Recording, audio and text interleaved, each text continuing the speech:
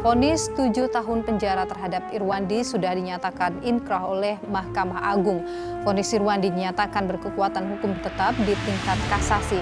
Selain divonis 7 tahun penjara, Irwandi harus membayar denda 300 juta rupiah subsidiar 3 bulan kurungan.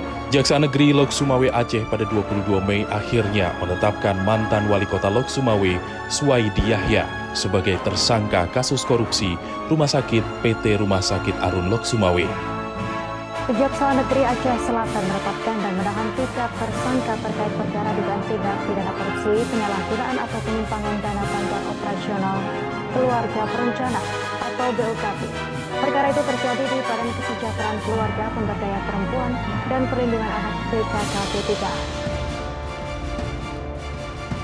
Kejadian tersebut terjadi di Kabupaten Aceh Selatan untuk anggaran tahun anggaran 2016. Polres Aceh Tamiang menetapkan 2 mantan pejabat pemerintahan Kampung Tanjung Semanto sebagai tersangka korupsi.